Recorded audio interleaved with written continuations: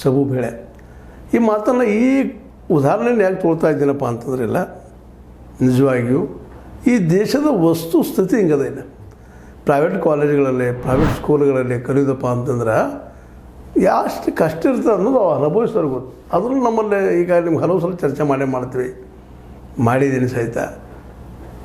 ಕೂಲಿಕಾರ ಮಕ್ಕಳಿಗಂತ ಇಲ್ಲಿ ಕಾಲೇಜ್ಗಳನ್ನ ಕಲಿಸೋದಾಗಲಿ ಅಥವಾ ಮತ್ತಿನ ಕಲಿಸೋದಾಗಲಿ ಭಾಳ ಕಷ್ಟ. ಅದ್ರಾಗ ಪ್ರೊಫೆಷನಲ್ ಕೋರ್ಸ್ ನರ್ಸಿಂಗದ್ರೆ ಇರ್ಬೋದು, MBBS ಇರಲಿ, BA ಇರಲಿ, ಯಾವುದೇ ಡಿಪ್ಲೊಮಾ ಕೋರ್ಸ್ ಟೆಕ್ನಿಕಲ್ ಇರಲಿ, ಯಾವುದೇ ಕೋರ್ಸ್ ಕಲಿದಿರಲಿ ಭಾಳ ಕಷ್ಟ.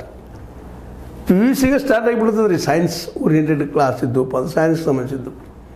ಒಂದು ಸಬ್ಜೆಕ್ಟ್ ನಾವು 4,000, 5,000, 10,000 ಕೊಟ್ಟು ಕಲಿಸ್ಲಿಕ್ಕಂದ್ರೆ ಟ್ಯೂಷನ್ ಕಾಲೇಜಾಗಿದ್ದು ಕಲಿಸೋದು ಅಷ್ಟು ಕಷ್ಟ. ಮತ್ತು ಟ್ಯೂಷನ್ ಹಿಡ್ತಿರ್ತಾರೆ ಅವರು. ಹೀಗಾಗಿ ಪಾಪ ವಿದ್ಯಾರ್ಥಿಗಳ ಸಂಕಟ, ಅವ್ರ ತಂದೆದಾಗಿರೋ ಸಂಕಟ ಹೇಳಿಕ್ಕಾಗದಂಗೆ. ಅದರಲ್ಲೂ ಒಂದು ಯಾವುದೋ ಕಂಪ್ನಿಯಲ್ಲೋ ಯಾವುದೋ ಒಂದು ಅದು ಲೋವರ್ ಮಿಡಲ್ ಕ್ಲಾಸ್ ಸಾಧ್ಯ, ಕೂಲಿಕಾರರಿಗಿಂತ ಸಾಧ್ಯನೇ ಇಲ್ಲ. SLC ಅವ್ರಿಗೆ ಏನೊಂದು ಬಿಸಿ ಊಟ ಅದು ಇದು ಅಂತೇಳಿ ಗೌರ್ಮೆಂಟ್ ಸ್ಕೂಲ್ದಾಗ ಕಲಿತಾರೆ, ಒಂದು 4 ಅಕ್ಷರ ಜ್ಞಾನ ಆಗ್ತದೆ. ಅಷ್ಟು ಬಂದದೇ ನಮ್ಮ ಹುಡುಗ ಬರೆಯೋಕೆ ಕಲಿತ, ಸಹಿ ಮಾಡೋಕ್ಕೆ ಕಲಿತ ಅನ್ನೋದ್ರೊಳಗೆ ಎಲ್ಲಿ ಹೋಗಿ ಕೆಲಸಕ್ಕೆ ಸೇರುವಂಥ ಪ್ರಸಂಗ ಬರ್ತದೆ ರೀ.